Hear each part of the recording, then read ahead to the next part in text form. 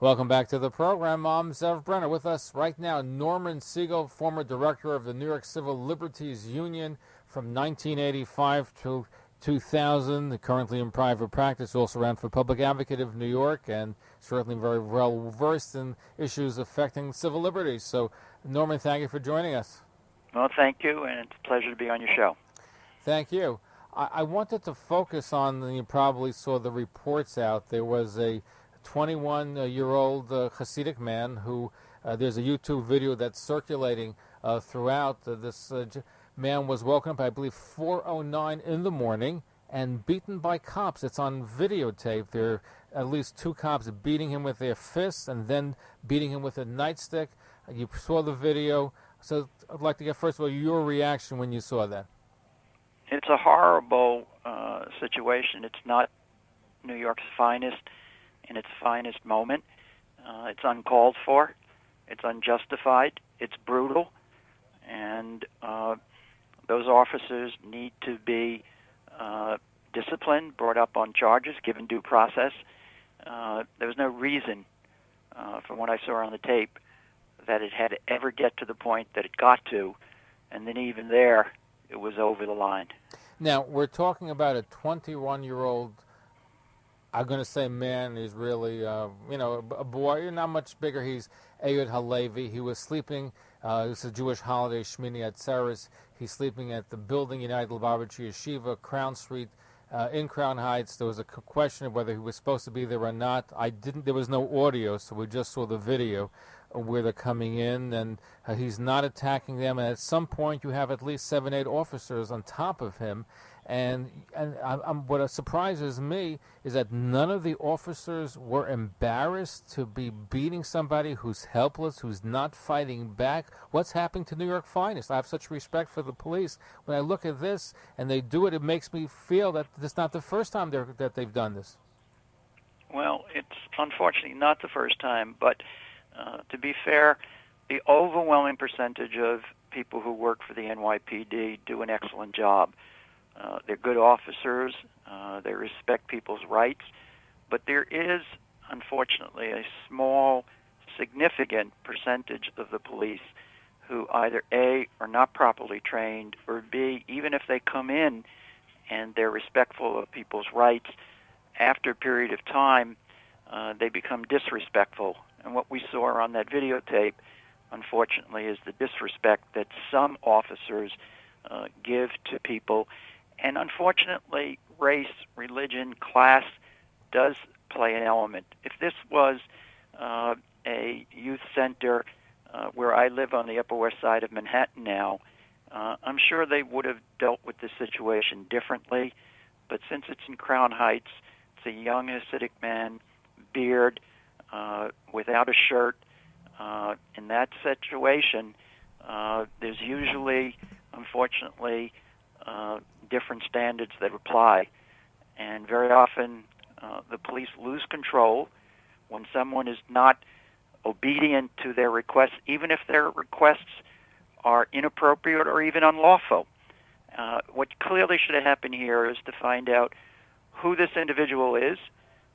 Did he have a right to be there? And even if he didn't have a right to be there, you talk to him. And if you want to arrest him, you explain to him why you're going to arrest him. There's no need for excessive force. And that video is the quintessential excessive force. And now, it wasn't the United Lubavitcher Yeshiva, the youth organization called Aliyah. That's where it took place. But I saw the video. He's sleeping, and he's not wearing a shirt. He's wearing a sheet, and they wake him up, and he doesn't get up so quickly. So you're getting somebody that you're... At 4:09 in the morning, I don't get up so quickly either. Exactly. So is the expectation is that you're going to snap into obedience when you see two police officers there waking up? You're groggy, probably at night where he's out there. It's a holiday night. I'm sure he went to bed pretty late. I'm going to guess. So is that a reasonable expectation that you would expect that somebody would snap? And would you handcuff somebody? He claims he had the right to be there. Somebody called and said that he didn't have the right to be there. The police can determine that, just chick-chock on the spot, and if you don't respond, they'll handcuff you or beat you up. I'm trying to get and understand the procedure of how it's normally done. Well, your instincts are correct.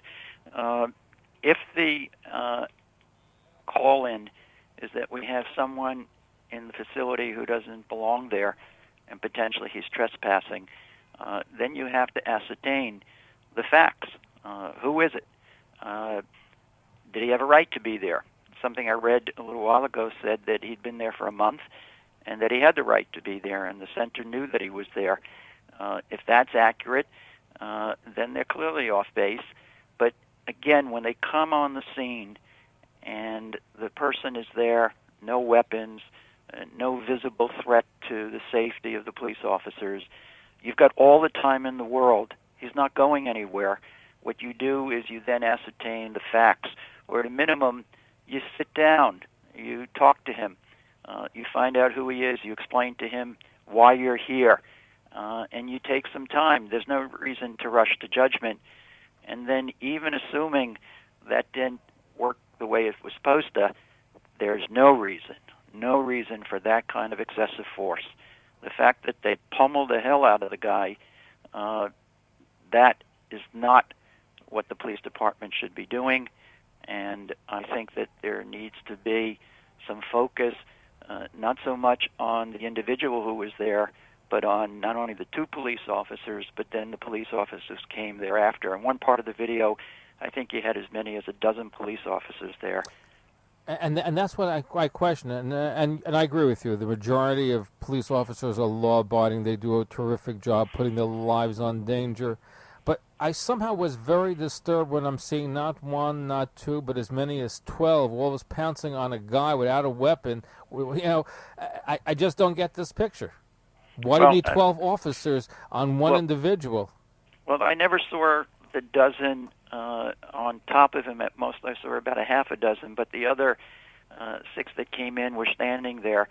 When you have a half a dozen officers, or clearly even the 2 officers that did most of the beating of him, that's classic excessive force.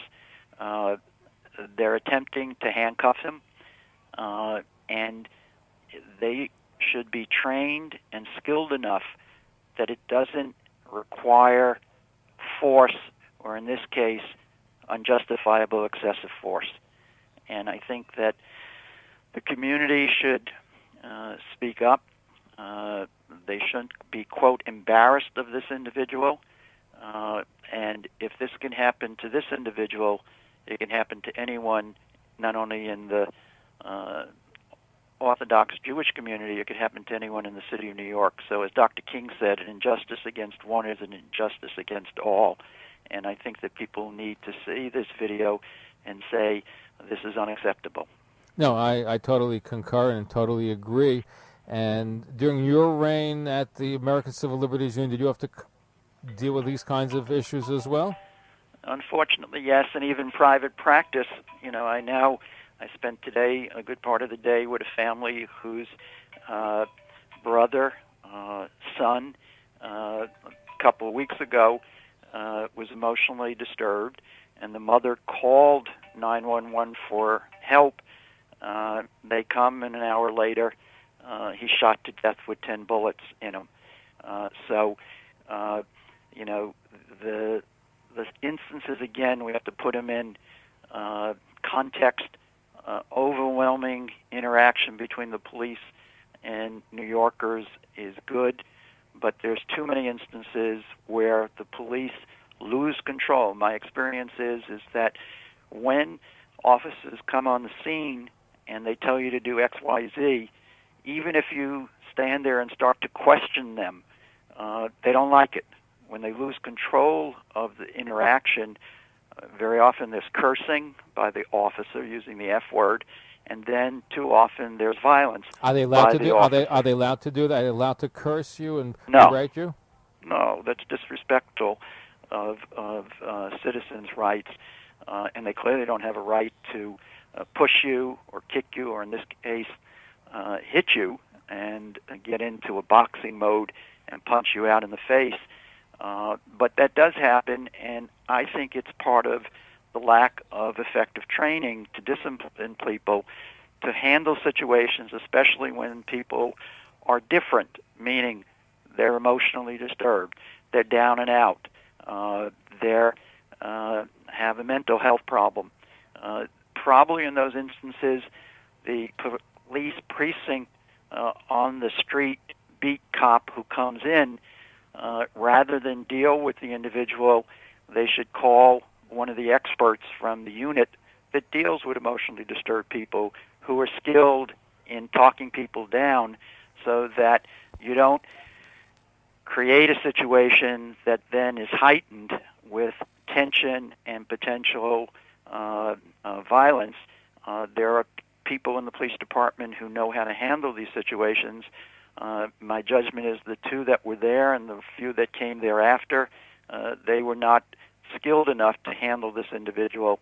And what we should learn from this is that when people come upon people who are not dressed in suit shirts and ties and, have all their cards in deck, that they need to be able to deal with them without using force. But Norman, let me ask you this question now.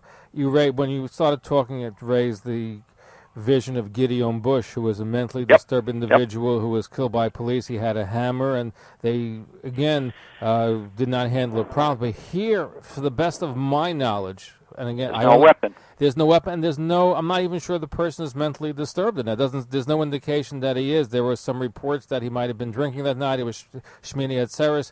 The director denies it. But even if that to be the case, there's a difference between that and somebody who's deranged. And if you wake somebody up, he's going to be discombobulated. Anybody, you and I, are going to be discombobulated at 4:09 or 4:03 in the morning. So at what But what I was talking about, his appearance. He's got a beard. He's got somewhat long hair. And he's not wearing a shirt. So he looks... Right. Okay. And so what I'm saying is that too often my experience is the police stereotype people. They make quick judgments, and also out on the street, they've got to make quick judgments. But just because someone's got a beard, not wearing a shirt, that doesn't make him a bad guy. That don't make him to have any emotional problems. But my sense is that too often the stereotyping takes over, and then in that split second they make a quick judgment about who he is, and they don't respect who they think he is, and then it leads to the altercation, and it potentially leads to violence as it did here. We're looking at the video that surfaced today on YouTube of a 21-year-old student, Ehud Halevi, who was sleeping on Shmini Atzeres night, October the 8th, and police came in at 4:03 in the morning, waking him up, saying they got a report that he had no business being there, sleeping there, and the videotape shows them beating him up where he didn't resist, and as many as 12 officers were there during some point during that whole scuffle. When we come back, we continue our conversation with Norman Siegel, former head of the New York Civil Liberties Union. We'll be right back. Don't go away. Norman Siegel is our guest. We're back. He's the former head of the New York Civil Liberties Union, currently in private practice, formerly ran for public advocate of New York and involved in some of the cases. We're looking at the story that emerged of 21-year-old Ehud Halevi, who was sleeping in Crown Heights at the Aliyah Institute. A report that was sent to the police that he was unauthorized to sleep there. They come in, wake him up at 4:03 in the morning, and you have officers beating him when he's not resisting arrest, and as many as 12 officers were in the room. Question I have for you is, what rights does somebody have when a policeman comes in this scenario and they say, you're under arrest, we're putting handcuffs on you? What rights does one have in such a situation? Well, generally, I advise people to not resist, even if the police officer is doing something that you believe he has no right to do. That's not the moment to get into any kind of tussle, even argument. Even if they're arresting you? Even if they're arresting you.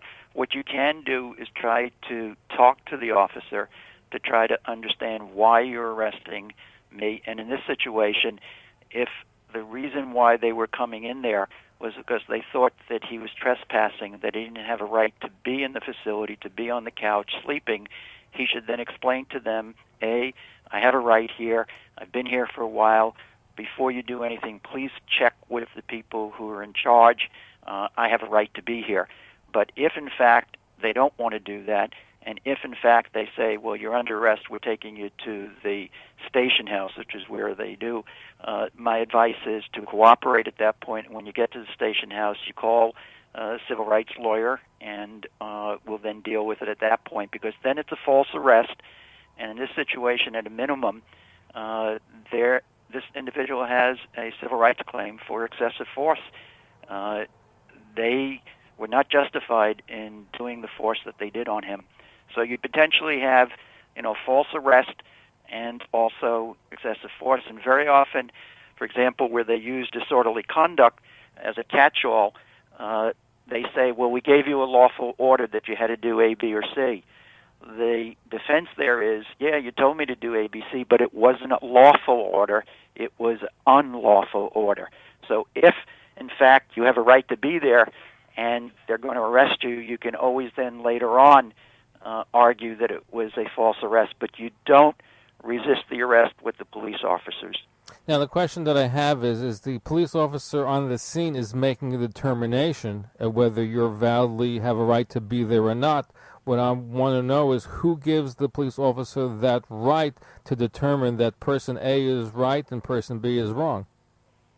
Well, it's the nature of law enforcement being delegated the authority to deal with the enforcement of the laws and to protect the health and safety of the public. So in this situation, we as a democratic society have given the police the right to make those judgments.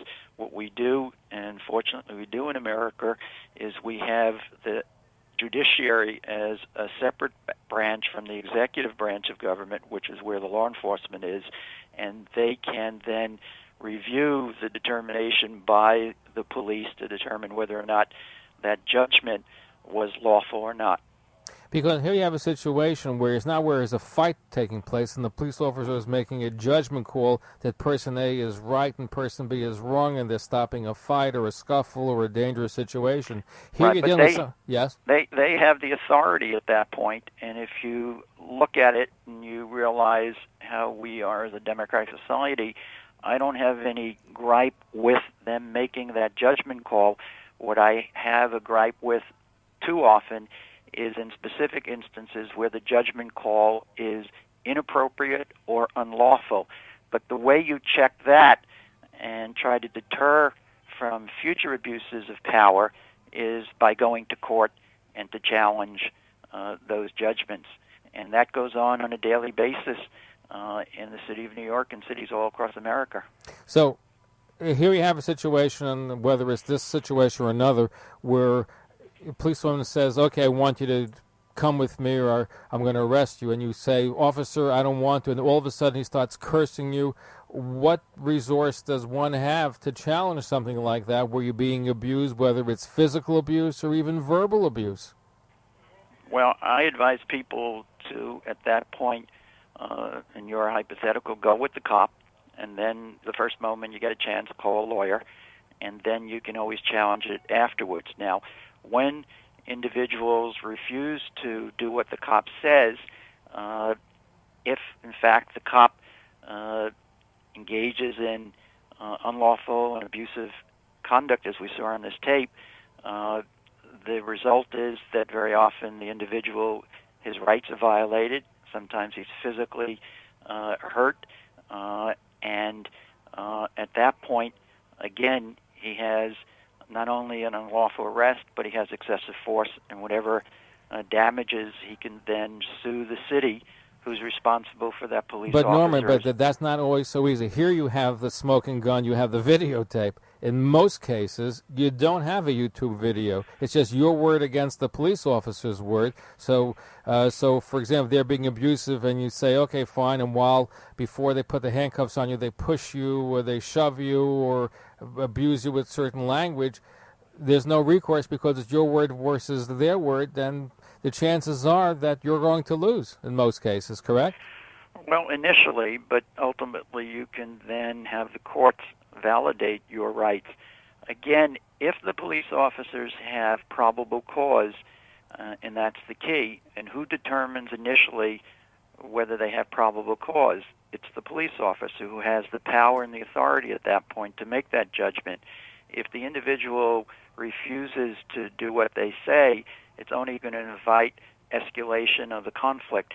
What you do is you then cooperate with the police officer, even if in fact he didn't have the authority, and then after the fact, that's when you challenge his authority and power. Now, in a situation where there's a question of trespassing, so should they be telling you to vacate and leave, or should they say we're arresting you because you're here unlawfully? How does it usually work? Well, it's a judgment call. I would recommend strongly that in those situations they ask the person to leave. However, again, they could make the judgment call that the person is trespassing, and especially what usually happens, they come in, they tell someone, you don't have a right to be here, we'll escort you out, we want you to leave. If the person refuses to leave, then they clearly can charge him with trespass. We have that situation a lot with homeless people in the city of New York, where they're, let's say, at the Penn Station or Grand Central Station, and they decide that they want to clean up the station, and they tell homeless people that you can't sleep in the Nook and Cranny anymore, even though they used to sleep there for weeks and no one said anything, and then all of a sudden they're cracking down, and they tell them to leave. And if the person doesn't leave, then at that point they could charge them with trespass.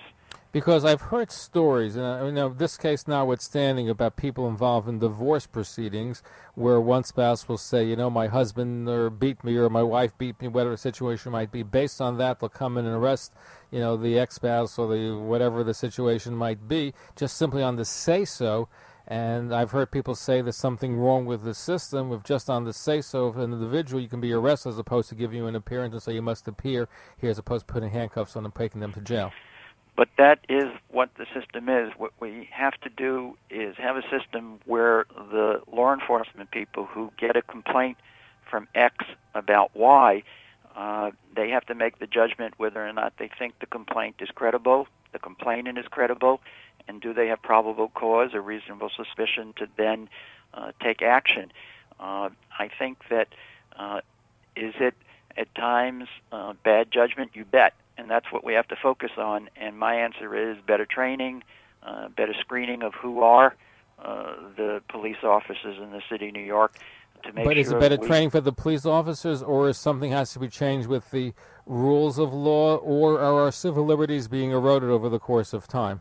Well, our civil liberties are being eroded over time, and right now, as I write and talk, I remind people that history tells us we don't lose our rights with a big bang overnight. We lose them incrementally, a little each day, and then you wake up one day and you ain't got your rights anymore and you can't get them back.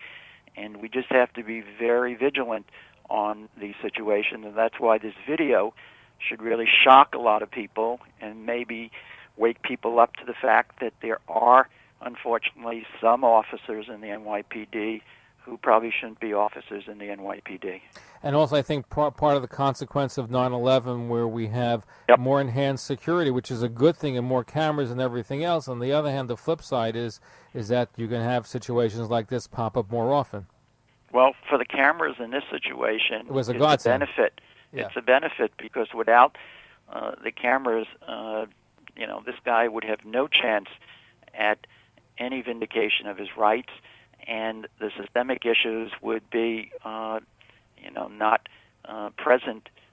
This is important. I think the Crown Heights Info should be congratulated for putting out the video, and hopefully from this, we'll all get better at dealing with how police interact with individuals, especially in communities like the ultra-Orthodox community. And people should recognize that.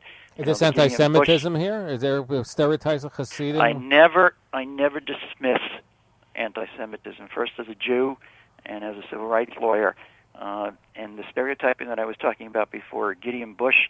I was involved in that situation. Even with that situation, with him carrying the hammer, he was distanced from any of the officers. He wasn't a threat to any of the officers. There was no reason to begin shooting Gideon Bush. There's no reason Gideon Bush should be dead today.